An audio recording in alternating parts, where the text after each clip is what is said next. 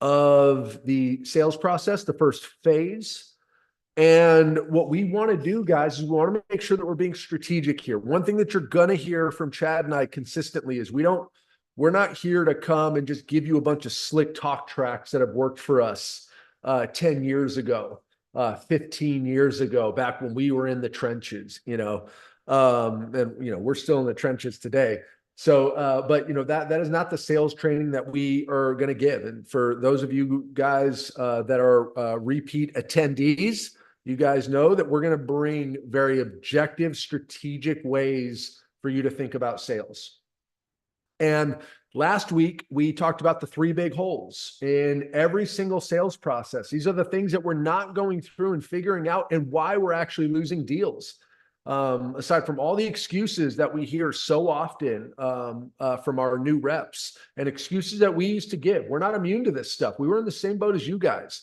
We've just spent a lot of years combined, 30 years, Chad and I have spent combined, pulling ourselves out of the doldrums of, not having any control over outcomes and feeling like it's all up to the prospect and feeling like it's all up to our pricing and lead quality. We've been able to figure out a way for us to be able to take control as salespeople and build our own individual businesses. And the three holes that we talked about last week, just as a quick recap, the first hole is in our sales process is a lot of times we have not gotten clear on whether or not the pain that the problems are, the problems that our prospects are experiencing, the pain that that's causing, is that painful enough to get them to want to take action? We all have a lot of problems. We don't go solve all of the problems. We solve the problems that are causing the most pain. There's a level of prioritization. We only have so many resources, which means we only have so many problems that we can solve. And we subconsciously or consciously, but most of the time subconsciously, will prioritize the problems that are at the highest level, causing the most pain. And as a salespeople, it's so clear for us to help our prospects get clear on that. That's what we're going to talk about today. The second hole is, if the problem is painful enough to take action on, do they actually need outside help or not? Do they have an existing vendor? Do they have maintenance people that can handle this stuff? We make the assumption that just because they're talking to us, that they're going to use a new solution. Guys, it's not. We call it the silent killer. They are not automatically going to use us. Now, they don't tell us that, but you guys, we're losing a lot of deals because they end up using our bid in our quote and giving it to their existing roofer to try to get their price down. And or they look at it to see, they look at our proposal to see if it's complex enough to see if, Bob, the maintenance man, can take care of it. And then the third hole is, are we clearly communicating whether or not we are the best solution to solve the problems causing them the most pain? And we just think, delivering that proposal over, whether that proposal's 2-3 pages or 16 pages, we just think giving them that is the answer. And it's not, guys. They're not roofers. They don't speak our language. We speak past them. So these are the three holes that we talk endlessly about, and it's all about discovering and disqualifying. And today we're going to dive deep into figuring out, are our prospects experiencing enough pain because of the problems that we're talking to them about? Checkbox number one. And if they are, then and only then do we continue to move forward, guys. If not, we discover and disqualify. We love to say it: discover, disqualify, keep your pipeline clean, keep yourself efficient, stop working with people that don't need you, and spend that time looking for new opportunities and people that do need you.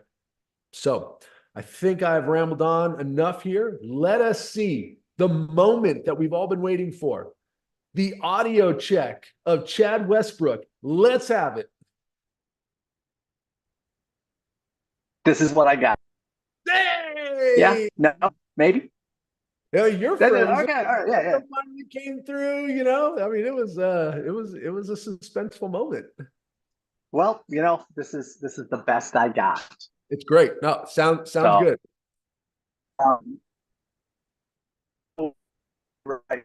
So the way to make the question really hurt in the hearts of everybody that's a sales rep here is, this is every customer that does not do the job, right? This is every proposal that you deliver that you didn't necessarily lose, but it's the customer's like, no, we haven't done it yet. No, we're going to wait. No, we're going to push this off. this is, and it's the reason it's checkbox number one, is that my first question to all of this is the problem big enough that they're actually going to do something about it. So this is where it starts. And David said discover and disqualify. It's right, because the most healthy book of businesses all have opportunities that have problems big enough to act. Because if they don't have problems big enough to act, the only thing they're going to do is waste your time, energy, and company's money.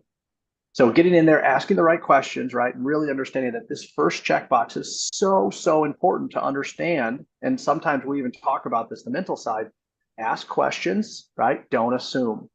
Because as soon as you start assuming, you start building this own case in your head. And much like David said, when you get to delivering the proposal, you think in your head, it's like, I'm going to deliver this proposal and they're going to sign off on it because this proposal is awesome. And it has all of the different stuff that we spoke about. And at the end of the day, the roof can be absolute garbage.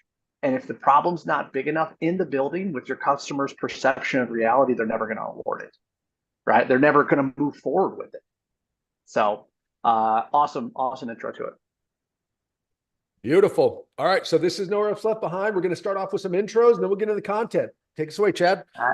Yes, sir. So my name's Chad Westbrook. For the last almost 20 years at this point right now, I'd like to call it. It feels like a lot longer. I've been in the commercial roofing world, and that's really where my background, career, and skills always sit. And I'll say probably even deeper on the service side. I've always been involved either in right, actually executing the items, starting off as telemarketing, inside sales, and I went to sales management. And then had the opportunity to run almost a $20 million national account division, which started at zero. So that was an awesome learning experience for me. And then as I continued to be able to roll, and my last formal role was chief revenue officer. And I say learn because I'm constantly learning, right? Our industry is evolving, and more importantly, that our customers are evolving. So understanding why we're doing what we're doing and building these best practices that you guys are here today for is ultimately my goal. I say it in each one of these, I'm here to be able to raise the floor. I'm here to be able to make everybody better, and offering this training to you guys and these different qualifications and disqualifications is really where my passion sits. So excited to be here with you guys and excited to be able to walk through the first checkbox. Beautiful. Guys, I'm David Bonney, founder of 45. I'm much younger than Chad, so my leadership career has only been about 15 years.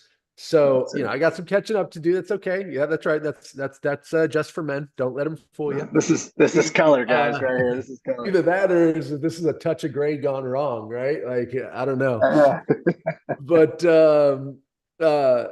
guys, my life has been really leading revenue teams in environments where private equity has invested tens of millions of dollars into your company, and they need you to hit certain levels of growth every single year. When I say certain levels, I mean, you got to double the size of your company every single year. And they need to do that so the company can sell and they can get their money out. And that creates a pressure cooker of an environment. And in that pressure cooker, that's where I learned a lot of things that were unconventional. That's how I learned unconventional levels of growth can be achieved through those unconventional strategies. And it's in that environment that in my career where entrepreneurs started coming to me, asking me for help to help them grow their businesses. And commercial roofing was a sector that was just happened to be one of those sectors that I really started to dive into. That's where I met Chad. We've known each other for 5 or 6 years now. I've been in this space for a really long time. And the great thing about it, guys, when you take the leading edge strategies from from the largest companies and the most sophisticated companies in the world, and you take them out of that pressure cooker and give them to a commercial roofing company, we can go have a lot of fun and we can grow real fast and we can make a ton of money. And that's why Chad and I are here, guys. Sales has done something that we never thought it could do for our lives. It's given us the means to be able to provide and create a standard of living and a life for the people that we love the most. Those are my 2 little girls on the screen.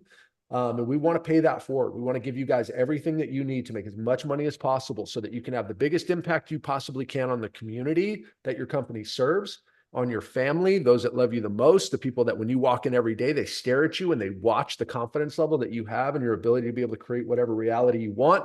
We're here to help you guys do that. This is much bigger than sales. This is much bigger than roofing. This is about changing lives, changing families, changing trajectories, all that stuff. So if you guys are here for that, if that's what you guys love, we are here for you every Tuesday. And obviously in our programs, we're here with you every single week to help you guys do that. We're relentless. Come along for the ride. Let's have a lot of fun. The cool part about this, I do this every week, guys, is I take that, make it much. The coolest part about it is this is your business. This is your guys' business, which means you're in control of the things that you let in. You're in control of the opportunities that you qualify, that you disqualify. And much like David was saying, his career to me is so fascinating because thinking inside your guys' world, let's just say I'm making this up, right? But you're a $3 million salesman. It's like me telling you next year, I need you to be a $9 million salesman. Okay. And doubling 3 to 6 is not good enough. We need 9. And now you independently in charge of your own business have to find a way to be able to get from 3 million to 9 million. It's literally insane to think about, right? But it's talking in tens or hundreds of millions of dollars they had to scale it. So what David and I are sharing with you guys is a way to be able to get back more time. You know, it's one of the most, I think the coolest thing that David and I talk about is how do you get the same amount of stuff done in less time than it originally took you? Like that is key number one, right? That we're going to talk about with mindset and all this kind of different stuff that we're doing is that you guys have your own business, whether you want to recognize it like that or not, because you guys are choosing what you're allowing into your book of business, what you're not allowing into your book of business.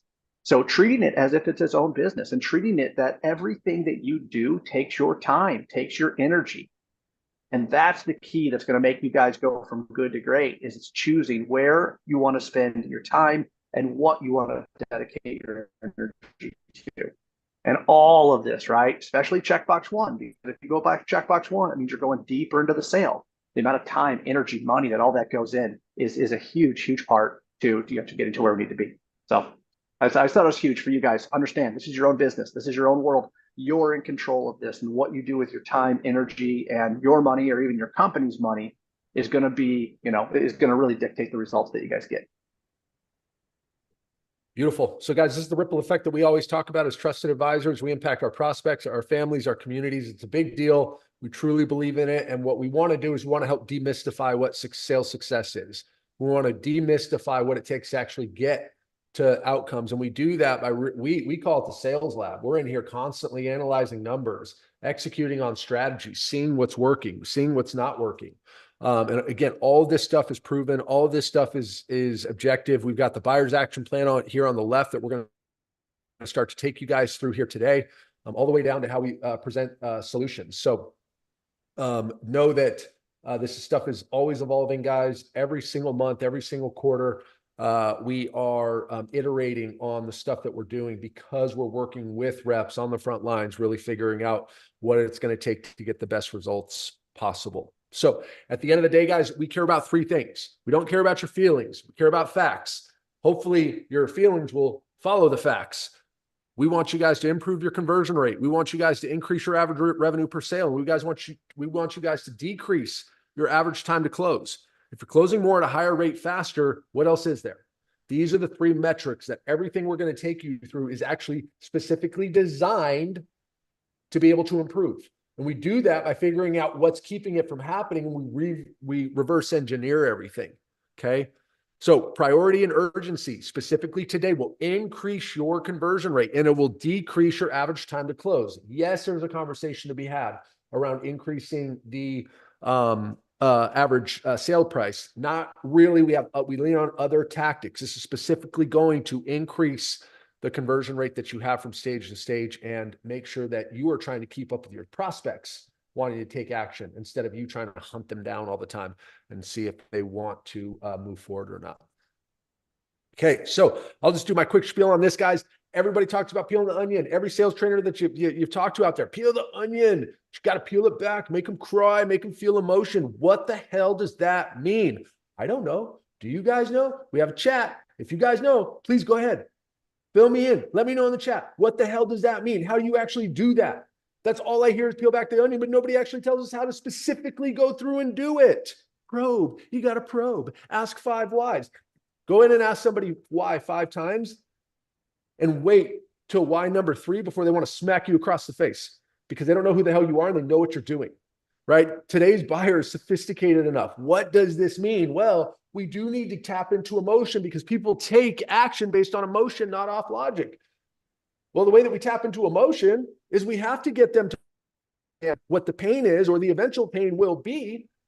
And that's how we get them there. Peeling the onion has nothing to do with any of this crap. All of these old archaic sales tactics and concepts, we want to put those things to bed, and we want to give you guys the practical stuff. So to be able to do that, we're going to dive into buyer's intent first.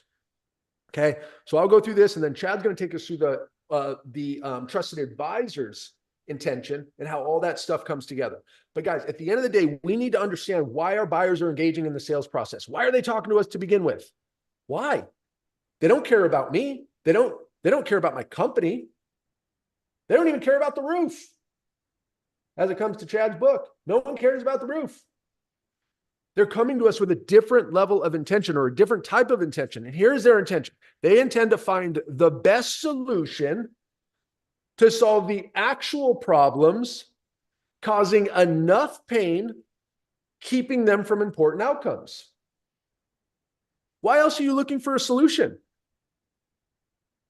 Well, you want to find the best solution to solve the actual problems because they are not roofing experts. They actually don't know what the hell is going on. To problems that are causing enough pain, because if it's only causing a little bit of pain, they're going to go put out a different fire. And again, keeping them from important outcomes, things that are actually matter to them. This is their intention. And if any of these things are not true, they're not actually going to buy. They're probably going through more of an education process. Okay. But if we can understand why they're coming to us, now that puts us into a position to be able to be a valuable resource. Everybody talks about being a trusted advisor. Again, what the hell does that mean? We're going to tell you exactly what that means. If we can understand why they're coming to us, now we can actually figure out, okay, how can I serve them effectively? What can I do to serve them effectively in the process? And to be able to do that's where these buyer checkpoints come in. Go ahead, Chad. So David, step back one slide, because there's a big part. And David saying it, I just want to be able to drive it home. Notice that this doesn't say roof leaks. They don't intend to find a roofing contractor to fix roof leaks. Notice that it doesn't say they intend to be able to find a roofing contractor to be able to replace their roof.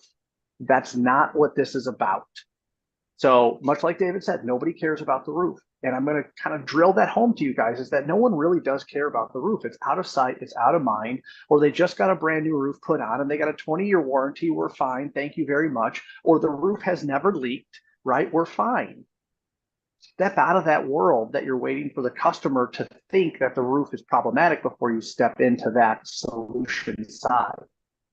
Notice that they intend to find the best solution to solve the actual problems. And that's where we as experts within our trade have to understand what is the actual problem that they're dealing with. There's been way too many times I've stepped into situations where someone says the roof is leaking.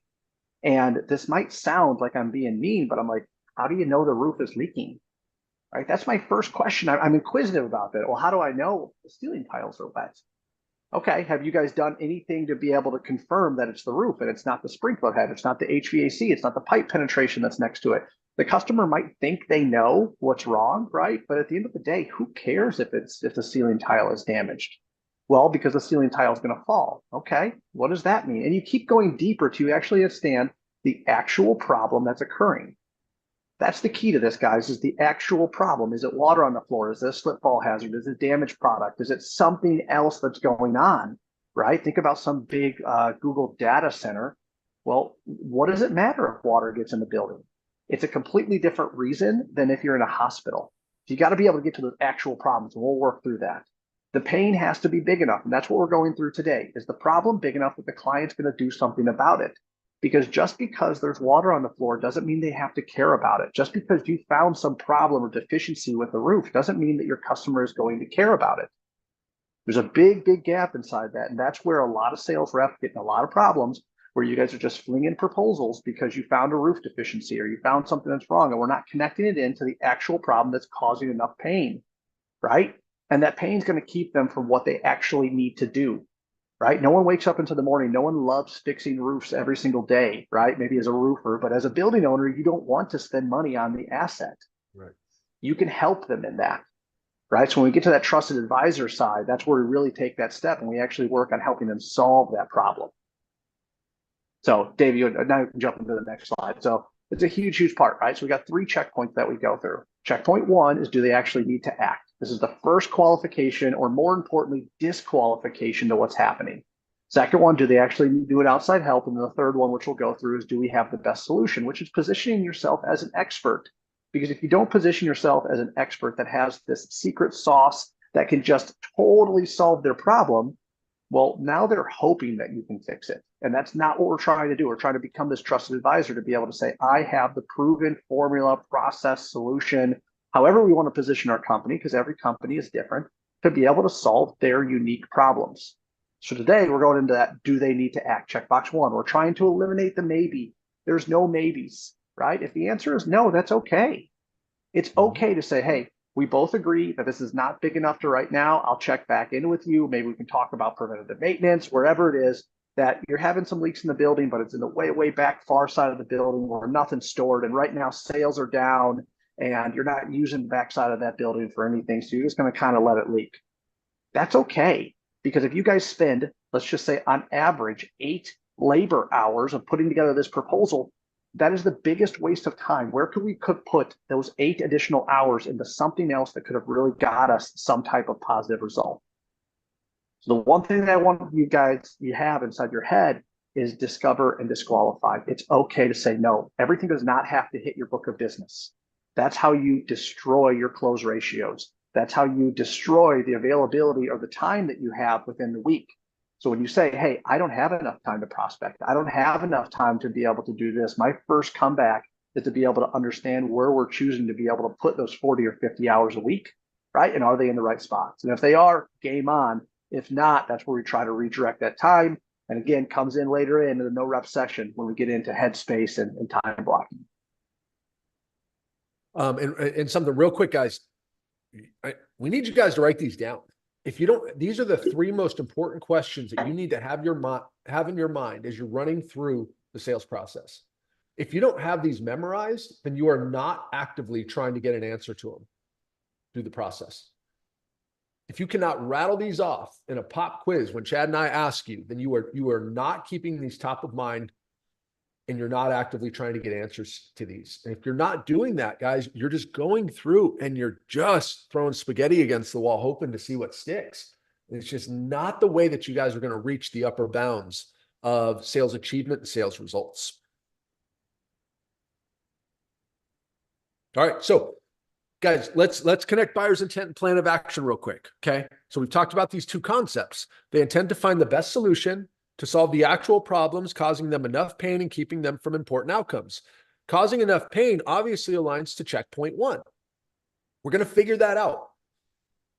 By figuring out if this is causing them enough pain, that is the key to figuring out if they need to take action against this or not. Like Chad said, if it's not causing them enough pain, call a spade a spade. Guys, one of the best channels that you guys should have in sales are what we call hot boomerangs. People that you have literally told, hey, this doesn't seem like something that you need to be solving right now, or this doesn't sound like something that you really need outside help with. Let me know when you do, because people will come back to the person that wasn't just trying to sell them. They will come back to the person that was actually trying to help them. When you call a spade, it's going to help you with future opportunities instead of just being like everybody else out there trying to get a sale. Keeping people from important outcomes. It's an action of integrity. Yes. Repeat that. That says an action of integrity, right? Not just trying to shove something down their throat, not just trying to sell them something because you know they have a problem or they're vulnerable because they have some issue inside their building. It's an act of integrity. Yep. And guys, this is why the stuff that we take you through in our programs, like the Perfect Sales Week, et cetera, is so important, because that'll give you enough activities to have enough conversations with people where you don't have to cling to somebody. You don't have to cling to that quote. Okay. Now, causing them enough pain and keeping them from important outcomes will dictate whether or not they need to take action, right? Pain and gain will decide whether or not they need to take action, but it's about 75-25. 75% is on causing pain.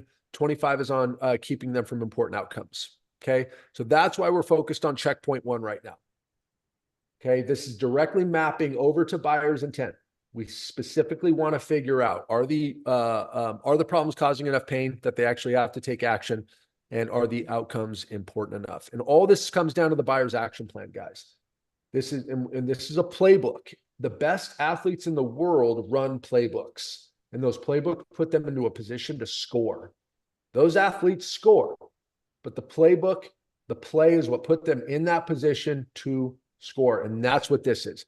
We want you guys to use this because it will put you in an easy position to get the information that you need to be able to probe and dig deeper. You have to do that to get the information necessary to qualify your opportunities. And once they are qualified, to bubble up the information and put that top of mind for them to raise their level of urgency and raise their level of dependency on a new solution, which that's what this game is about when we look at checkpoint 1 and checkpoint 2. So All right, David, can I add something to this real quick? Please. So go back one slide. And for everybody that's here, I'm going to tell you something, and this is from me personally, right? So I had to go inside boardrooms of 20, 30 people, right? And I had to present in front of 20 or 30 people. And each time I had to create a presentation, and the presentation had to be unique to the people that I was meeting with. So I created this big PowerPoint or wherever it was. And I'll be honest with you, it was stressful. It took a lot of time. And the beautiful part about this is once I started figuring out, right, and David and I started working on that formula to be able to say, okay, what is the exact question that we need to ask that's going to open up the conversation? And it doesn't matter if it's one person, one-to-one right now having a meeting with David, or I'm sitting inside a boardroom full of 20 people. It was always the same question. You guys took time out of your day to be able to sit down with me. So when we show you this buyer's action plan, it's much more than just a set of questions. This is a way for you guys to be able to lower the stress, the anxiety, all of this different stuff that it takes for you guys to be able to say, hey, I'm prepared for a meeting, right? I'm going to sit down with CBRE, or I'm going to sit down with Tom Tires. Be able to take all of that weight off your chest. Right? If you're a sales rep that walks into a meeting, you're just like, man, what am I going to say? Like, what's my intro? What's he look like? All that kind of different stuff. I have been there. And that's the beautiful part about this, guys, is that you can come in and have such confidence and clarity inside what you're delivering there, because you know what you're trying to do is align yourself and the customer to checkbox 1, right? Checkpoint 1 or milestone 1. So I just want to say that. So anybody coming into this, guys, use this as a guide, use this as a way to be able to take that stress, that anxiety away and know exactly what you're doing. Yeah, absolutely. Gone are the days of you having to be able to vibe with a prospect to be able to have a good conversation. Your personality alignment or continuity in the relationship should be irrelevant in terms of your ability to be able to help them solve their problems. All right, so we're going to take you through here step by step, guys. Okay, the first step, we got to take leadership position in the conversation. Okay, this need to go build a massive amount of rapport is so disingenuous. Again, we want you guys to think of yourselves, we're going to say this over and over again, as doctors. Their situation, their building is sick and they need help. You need to approach it as a doctor. And I'm going to tell you this all the time. And Chad, he'll smile. Stop saying thank you. Be valuable enough that they say thank you to you. Don't tell them thank you for your time. There's a doctor that you go see that comes in and says, hey, thank you for coming in to see me. You're like, no, thank you. Okay, establish leadership position. You are there to help them. Now you can build rapport, but don't go into it at a level where you're basically manipulating them, where you're basically trying to become their best friend so you can get them to do the thing that you want them to do. They know what you're doing. Call a spade a spade. Look at yourself when you're doing that. Like Chad said, when you're acting out of integrity, and allow this role to be able to help you become better in the things that you're doing in terms of how you're walking with integrity and being genuine about your activities. You are here to help people. And if they need your help, great. If they don't, great. You'll move on to find the next person. So build short rapport and then give them an agenda. Here's what we're going to do today, just to make sure that this isn't a waste of your time. Okay. And be clear on how this is going to be valuable for them. And then confirm with them that it's going to be okay. But doing that is a great way to get in there, take leadership position instead of them just going on and rambling and taking control over the conversation. If your prospect is controlling the conversation, if you're in the beta side of the relationship, they're not going to follow you. Sales is leadership. We have to lead them to an outcome that they haven't been able to achieve on their own. They're not going to follow us if we allow them to maintain that leadership position. So I want to ask a question because you said something amazing there. Raise it, doesn't have to raise your hands, throw it inside the chat. Have you guys left a meeting and the customer said thank you to you? So put it inside the chat, yes or no. Have you guys, and let's just say recently in the last 30 days, so in the month of March, did you guys leave a meeting where the customer thanked you? So it wasn't you saying, hey, I truly appreciate your time. Thank you for meeting with you. But it was the opposite side saying maybe, okay, I'll get this inspection scheduled. And then the client's actually saying, David, thank you. Thank you. That sounds great. Thank you very much. Where your customers coming to you. So throw it into the chat. Have you guys been in that situation where the customer thanked you?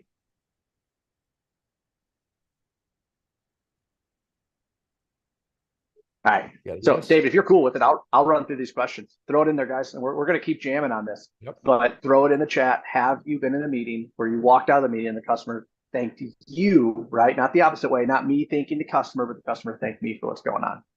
Okay.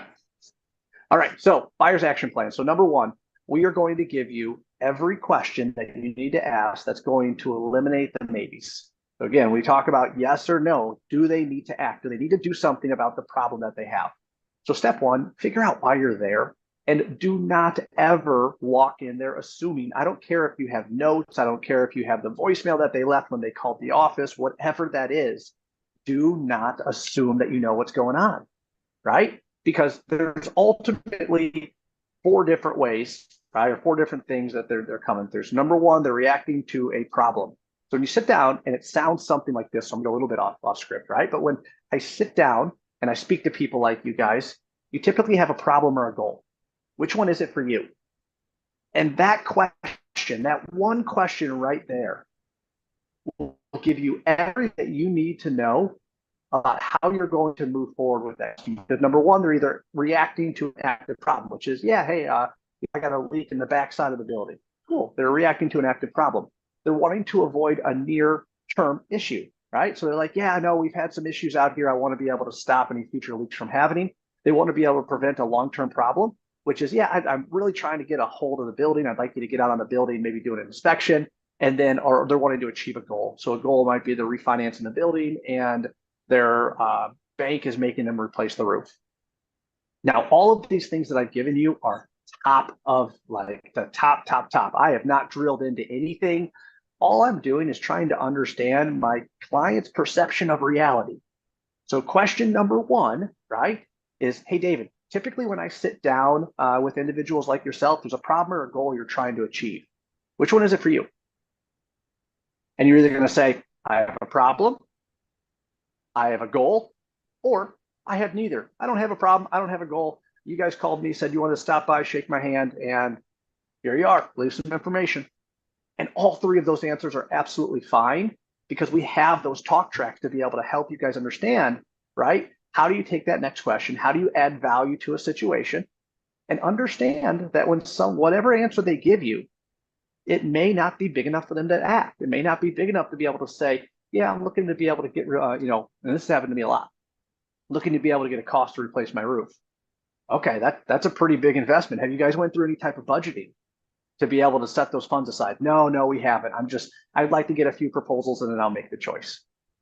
It allows you to be able to go deeper and understand, okay, he doesn't have a budget and all that kind of different stuff. So going deeper into this, but David, I'll let you take this one. Yeah. So guys, just the big thing is continuity in the journey. We call it the buyer's journey. Again, remember buyer's intent. If they're meeting with somebody about a solution solve problems, causing pain and keeping them from outcomes. So that's why we narrowed down to a problem or a goal, guys. And we say typically, it's not absolute, it's just typically. It's a problem or a goal. So those that do have a problem or goal, you're going to immediately get that answer. And it's going to be a high percentage, guys, that you guys can lift off of, but it creates continuity in the journey. It's not, so how'd you guys hear about us? It's not, just depending on how you got the lead, whatever that looks like. It's none of this. It's right to the point. You're meeting with a solution provider to solve a problem or get to a goal. Which is it? Let's start there. That continuity in the journey for them is huge. You're meeting them where they are. So you downplayed it, David. Typically, David said the word typically. Okay. There is a lot of power in that, guys. Typically means that this is not your first time. Typically means that you're dealing with individuals who are having problems with their roof. And typically when I sit down, you're showing them that you have social proof of being able to be inside these situations. So I know you downplayed the word a little bit, or at least a little bit where I was. Typically is It's huge huge. to be able to show this is what I do. This is my ex. Typically, when I sit down with individuals, they got a problem or a goal. Which one is it for you? And they're like, wow, he actually understands. You're right. I got a problem. So don't downplay that word. Typically is a very, very big word to be able to bring you guys that professionalism and that social proof. Yep. And just know, guys, their answer will be dictated by the size of the problem. If they have a big old complex problem, then their answer is going to take a long time, and that's okay. Okay, you shouldn't be rushing your discovery if it's a big old problem. If it's not a big problem, they're going to give you short. If it's a small problem, they're just going to give you short answers, and that's okay. Just make sure you're adjusting to that from a time perspective, so you don't run out as you're going through discovery.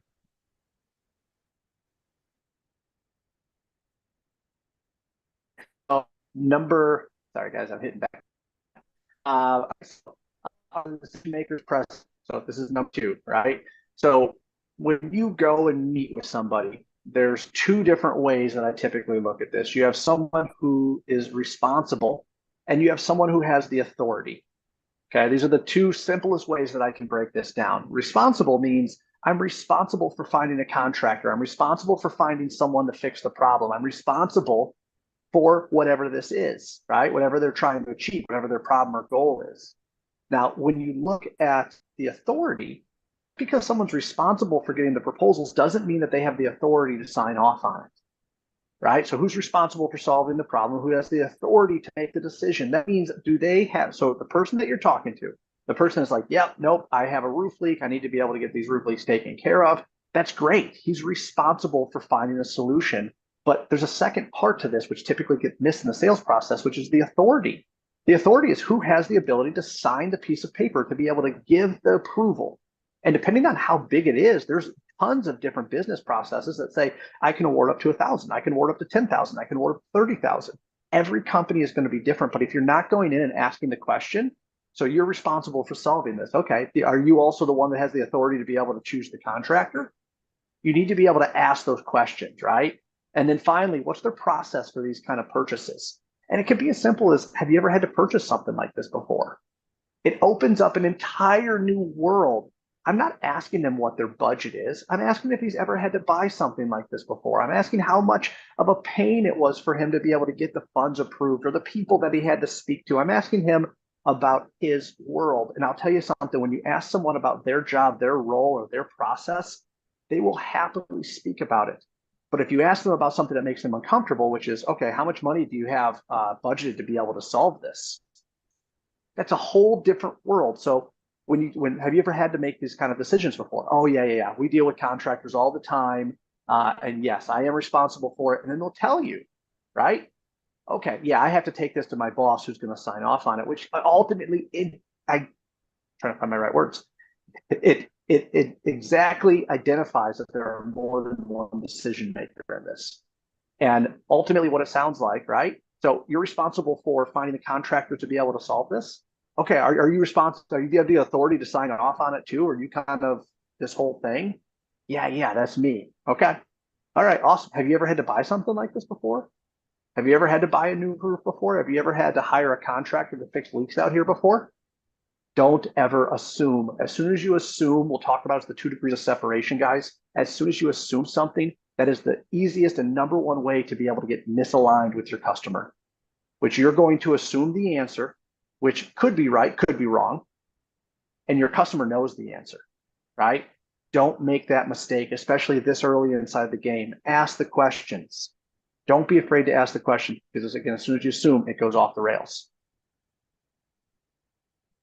All right. Have you tried to solve this in the past and failed? So let me put this together for you real quick. Hey, David, typically when I sit down with individuals like yourself, there's a problem or a goal. Which one are you dealing with? Right? Then we go into the second question. Sorry, go back one for me, David. So first one, do we know what's the second one? So, okay, so I'm going to assume you're the one responsible for putting all of this stuff together, meeting with the contractors. Yeah, that's me. Okay. Are you the one signing off on it? Do you have the authority to be able to sign off and choose the contractors too? Yes, yeah, that's all me. Okay, cool. Have you ever had to buy something like this before? We're helping you with these questions to be able to say, are the decision makers there? Now I'm saying, okay, have you ever tried to solve this in the past? Now, the reason I'm asking this question is because I don't want to do all of this work to give him a proposal for something that they've already done before. Because if they've already done it, they've already tried it, right? Your customer has experiences that you have no idea about. It's a metal roof and they've already replaced all the fasteners and it's still leaking. It might be the most common thing that you guys can assume, but I'm going to go right back there. Do not ever assume. Ask those questions. So, have you tried thus far to be able to solve the problem? What have you done? Okay, why hasn't it worked? Or why hasn't it worked at the level you needed? Because I'm sitting here with you, you're taking your time, your energy, right, to be able to meet with me. So something's not right. I can assume you're not meeting with contractors for fun. And then, are you guys currently using another contractor? Yeah, we're looking at getting the roof replaced. Okay, cool. Can I ask if you're using another contractor to kind of fix leaks and manage the building? Oh, yeah, we are. Okay, now that's concerning. I can't tell you how many book of businesses I go into where they say they delivered a proposal, but they can't answer who the other bidders are, or if there are other bidders.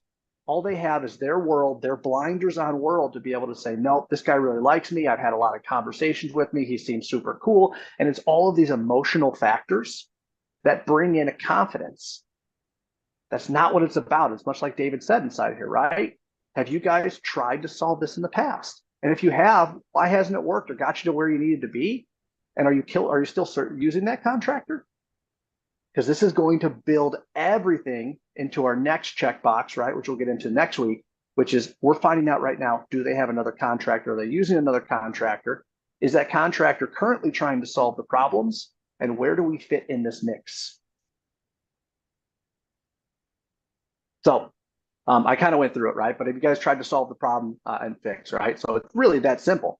So how's it sound? Kind of jumping through the stuff. Okay, so have you guys tried to solve this in the past? Yeah? Okay, talk to me more about that. What did you guys do? What exactly did you guys do? Why hasn't it worked? And then are you still using that contractor right now, or do you have anybody that you're using? And then finally, are they clear on the worst possible outcomes? Okay, so this is where you really need to get emotional. And these are measurable items. So these questions, and David, I'm going to let you take this because I think you do a fabulous job on kind of working through this side of it. So take us through this. Yeah. So guys, now we've understood what the problem is. We understand who are the important people that have to figure out that problem and solve that problem, or a part of that problem. They care about that problem. Now we figured out what they've tried to do to solve that problem up to this point, why it hasn't worked. Now, if they continue not to be able to solve that problem, what's the worst thing that's going to happen? What's the worst thing that's going to happen if you guys can't get this leak figured out, realistically speaking? What's the worst thing that's going to happen if this doesn't get fixed right the first time? What's the worst thing that's going to happen from your perspective if you guys don't do this re-roof project? What is the worst thing that's going to happen? Put them there, and they're either already experiencing it or they are going to get clear on what they will be experiencing in the near future. But this will give you the first understanding of, in their mind, how urgent is it? And it's not by asking them, is this urgent? It's by asking them what the reality is going to be if they don't actually solve this or solve it the way that they're supposed to. Okay. If they don't do that, what is that reality? And as they go through and talk through that, this is where we now have to go through and probe. Have you guys ever dealt with something like this before? Have you guys ever had water penetrate the walls over a long period of time? Have you guys ever dealt with a slip fall hazard before? Et cetera, et cetera. You guys have to probe and get into whether or not they actually understand it. So a couple of things I want to add real quick. Number one, notice that we're not selling anything. Okay? Notice that we haven't even talked about ourselves. I haven't talked about is Chad Westbrook. I'm with ABC Roofing and whatever it is. None of that is happening right now. The other thing that I want you guys to be really aware of is that the reason that we have them asked, or the reason that we ask these questions, have you guys ever been talking about something or speaking about something, and then you're hearing yourself talk, and you're just like, okay, yeah, this doesn't sound right. There's so much that happens when an individual says it versus when you assume it or when you say it. So even if you say it, it is that much less impactful when you say it and the customer doesn't. So that's what we're saying. What's the worst thing that's going to happen if it's not fixed? And it can go either way, and it's absolutely okay. This is part of the discover and disqualify. Well, I guess the ceiling tile is going to get more wet and maybe it'll collapse. Okay, so if you send somebody out here to be able to fix it and it's not fixed right the first time, what's going to happen? Yeah, probably nothing. I'll probably just have to get another contractor out here to fix it. It doesn't sound like there's that big of an issue with it, but you're talking through these things. You're asking the questions. You're not assuming, right, that it's, oh man, he's got punctures up there. He's got open fish mouths on the roof. He's got working inside the building, a stained ceiling tile, right? That ceiling tile is going to collapse. Nobody cares about it, guys, if we don't help bring reality to the customer and help the customer. First thing that needs to happen is the customer has to understand that this problem is actually big enough that they need to do something about it.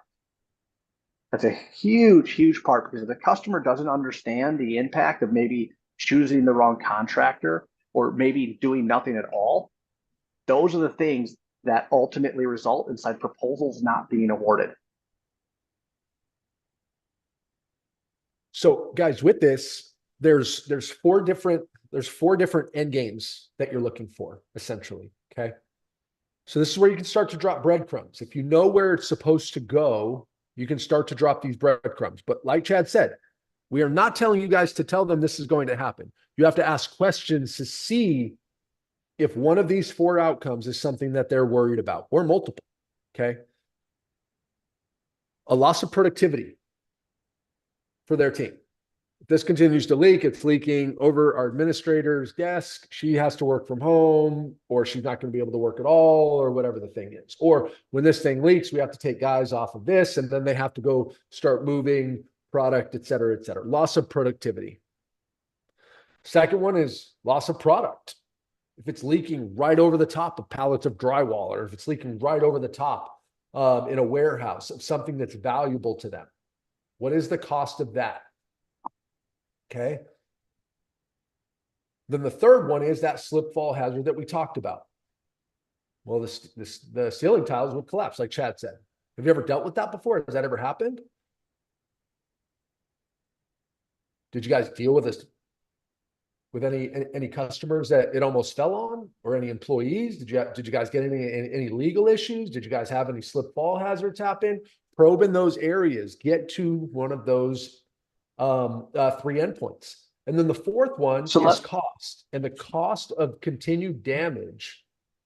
Let's say it's not creating an issue where productivity is getting hit, or product is suffering, or somebody's going to have a slip fall hazard. What is the ultimate cost going to be if they don't get this solved? Are they clear on that? So we're leading to one of these four. Yeah, those are generally speaking one of those big issues. Go ahead, Jed. No, I was gonna say, let me turn this into roofing terms so you guys can understand. Right, your conference room terms. Wow, I'm gonna do me. So the conference room or let's just say your demo room or something like that, where your customers come, your sales meetings, wherever it is, the boss's desk is getting water on it, right? Big issue. That's a big problem, especially if you can't have sales meetings or you can't use that room. That's a big side, right? So that's the people side of it.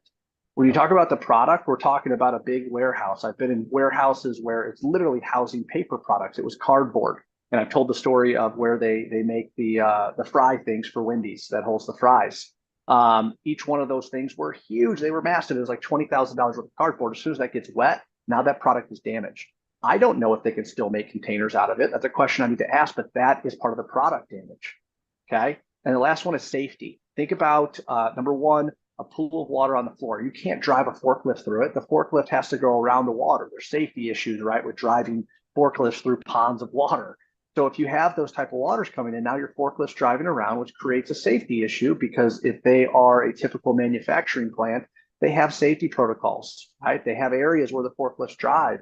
Or if you're inside cold storage, as soon as you get a leak inside of cold storage, they become icicles, right? Or death sickles that are hanging from the ceiling. And now you have something hanging from the ceiling that truly can severely hurt somebody. These are all real world scenarios. But I'm telling you guys this, but you can't tell your customer this. You have to be able to ask the questions because they know their world more and better than you will ever know their world. And that's the reason these questions are here. And that's why I continue to be able to tell you, do not assume. Do not assume inside your head it's cold storage, there's icicles, they got to do this, because if your customer doesn't say it, if your customer doesn't self-recognize what's there, that again creates that 2 degrees of separation, which means you guys are going to be delivering this proposal saying they have no choice to do it. The roof is destroyed. They got cold storage and they're losing R value like crazy. Da, da, da, da. If the customer has not said that himself, guys, it is out of sight, out of mind. And again, that's the reason why this number one checkbox, right? Is the problem big enough that they actually need to do something about it? Asking these questions is not only going to bring clarity for you, more importantly, it's going to bring clarity to your customer. And that's what matters, right? When you and your customer are really aligned to be able to say, hey, David, I agree. This is a problem that we need to take care of, right? Yeah. Okay, cool. Now we're going to move forward, right? Now we're going to start working on that checkbox too. So we say it all the time, guys, marketing leads or the quality of leads are more determined by sales than marketing. Because if I can get this conversation going and I get them talking about this stuff, the reality, they're going to sit in that reality and I'm going to help them avoid that. That's what being a trusted advisor is all about. But they're going to have far more urgency after their conversation with me if I do a good job of probing. Now, for all of you guys that are in our programs, we have you guys do an assessment. And that assessment is going to basically put you into one of two categories. It'll put you in the category of being an advocate, or it'll put you in the category of being a driver. Both personality types have a hard time getting here. Advocates, you want to have uplifting, positive conversations, a lot of energy, a lot of momentum. You love it. Going here is like, oh, icky. No, I don't want to do that. I want to keep everything positive, right? Chad is the advocate on our team. I am the driver. I'm the analytical, the strategic thinker. Us drivers, we don't want to go here either because we want to keep everything very business-like. We want to keep everything very strategic. The emotion is what drives them. The logic and the strategy is what reinforces the emotional decision that they want to make. So you guys need to be aware as you're going through and executing this, your body is going to resist you. It is going to tell you, oh my God, don't ask this question. And you are going to bail out. When you want to bail out, stop. Hunker down, get the courage, ask the question. You're going to ask it, it's going to feel weird. Don't worry about it. Again, perfect sales week. You should have enough conversations that you're going through and doing this and you're getting better and better at it. But if you don't start to implement and execute, you're not going to get better at this stuff. And I'm already telling you right now, genetically, we are predisposed to not do well at this. We're genetically predisposed not to be good at sales and help people get to the other side of the painful reality that they're about to endure. How about that for a sucky setup? But we got to fight through that. We got to get to the other side. And that's why great salespeople and trusted advisors are so rare, because our bodies are actually working against us. Our psychology is actively working against us in the conversation. I need you guys to start to notice it when it's happening. Stop, regroup, and make a different decision. And by making a different decision 1 out of 5 times, you'll get better, because then you'll do it 2 out of 5 times, then 3 out of 5 times. And we'll be sitting here 2 to 3 months from now where it's what you're actively doing all the time. And you're going to get so good at navigating this part of the conversation and cracking things open. You're going to be bringing tissues because they're going to be crying. They're going to be saying, oh my gosh, is there an onion around here because I'm so emotional right now? How did you do this to me, Chad? How did you do this to me? No. Okay, maybe not that. No. But they I will be wound up with enough No. emotion to want to go solve their freaking problems. And the person that helped them get clear on that is the person that they're most often going to choose. Okay. So now, like we already said on this guide, each question needs to connect. What's your problem or goal? Who's responsible and who has the authority to solve that problem? Right? What have you tried thus far to solve that problem, and why hasn't it worked? And if you guys continue not to be able to solve that problem, what is the worst thing that's going to happen? If there is no continuity and flow in this conversation, it is going to feel weird, and it doesn't need to. This is actually putting you in position to show up as a trusted advisor with continuity in your questions so that you automatically sound like an expert no matter what. Okay, so make sure the flow is there. Use those keywords over and over again and bring that context from the previous question into the next. All right. So here's what I'm going to share with you guys. So here's what I'm going to share with you guys. When you start getting this and it starts flowing, what's going to happen is you guys are going to get to the end of this first checkpoint, and you're going to say, I'm okay with this customer not buying. I'm okay with this customer. Right. I'm okay with not moving this forward. It's not as big as it needs to be. Now, I might follow up with them after a big rainstorm. I might follow up with them inside a month or a quarter or something like that. But it's you getting to the point to be able to say, I'm not going to shove something down this guy's throat. I'm not going to force myself to be able to, and I'm not going to say not get on the roof, right? Because there's a lot of value that we can give from the roof looking down, but we're going to understand what our customer's perception of reality is. And that's the biggest thing that happens, guys. Before we close this out, that's the biggest thing that happens is your customer's perception of reality is the only thing that matters, because that roof can be complete garbage. And if everything is perfectly fine inside that building, and you cannot connect what problems are going to happen to that building, right, below that ceiling tile for what your customer can see, that's where that disconnect is going to happen. So buyer's action plan, checkpoint number one, right? Do they know why they scheduled the meeting? Do they understand why they're there? Typically, when I sit down with individuals, they have a problem or a goal. Which one is it for you guys? Are you okay? David, are you the one responsible for kind of getting this together, getting the proposals, all that stuff? All right. Are you also the one that has the authority to sign off on it? So are you kind of taking care of everything? Have you guys tried to fix this before? Right? Okay, you have. So talk to me about what didn't work or didn't get you to where you needed to be. Are you using another contractor? Right? Are you still using that contractor? Okay. And then if this happens again, right? What's the worst thing that's going to happen if we don't fix this right? Right? Or we take another avenue, right? We do something that's not really going to get you to where it is. What's the worst thing that's going to happen? Is it productivity? Is it safety? Is it product? Right? Which one of those items? Those are I know David mentioned those 4 areas. Those are the 4 things that you're typically going to get. It's going to either be more costly when they don't do it. It's going to disrupt productivity, safety, right? Or Product. I did them backwards. Or product. Sorry, I did them backwards. No, it's going to be one of those. So it's really, really a great way to be able to get that alignment with your customer. Do they need to act? If the answer is no, that's okay. It's okay to walk away. It's okay not to take every single opportunity, and understanding that this checkpoint one is so crucial to your time. So if you're a sales rep and you're telling me I don't have enough time to do X, I'm going to tell you that there's more than likely either one, you're just absolutely killing it and you're part of the 1% that's just closing everything and you're selling millions and millions of dollars, and hands off, please come in, be a special guest and teach. Or option 2, right, is that we have stuff that's taking up our time that's not fruitful. And if that's the case, let's start with checkbox number 1, checkpoint number 1. Do they need to act? Yes or no? Nope. Get rid of the maybes. Yeah, buddy. Yeah, that's what I got. Anything you want to close with, David? Nope. We are just over time. Apologize for being a minute over, guys. But again, get into action with this stuff. And I cannot encourage you guys enough. You guys got to just memorize some of this stuff. These key points. Get these checkpoints memorized. Get those 4 painful outcomes memorized. From this session, just memorize those 7 things. Those 7 points, the 2 different things, but the 3 and the 4 together, just memorize those things. And you are going to be far better when you go into conversations because you're going to understand what you're going for and what you're getting at. This don't have this stuff memorized. You're just here to hear me rant and rave, and nobody wants that. No matter how entertaining it might be to hear me go on my stupid little rants and have Chad try to slow me down and bring me back to reality and make me like a normal human again. Like, I understand all that could be entertaining, but guys, we want to get you better. So here's the thing. David said all that stuff, and all that's great. I wasn't listening because someone told us thank you. I didn't say thank you. I don't think I said thank you. And if that's the case, like, boom, I got this because someone told me thank you. Got it. Can we get a copy of these PowerPoints? Yes, there's a $55 and a $5 Dunkin' Donuts gift card that you can send to my home address to get it. No, we have all of this stuff. So reach out to David or I. We'll be able to help you. We'll get you the buyer's action plan, right? And then we can even get so much deeper than that and talking about all this stuff.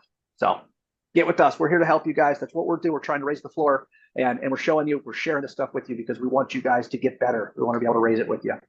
So you guys are awesome. Go kill it this week. And yeah, Dave, I love this energy. Bring it, man. Keep bringing it. Have a great week, guys. I'm out. Later.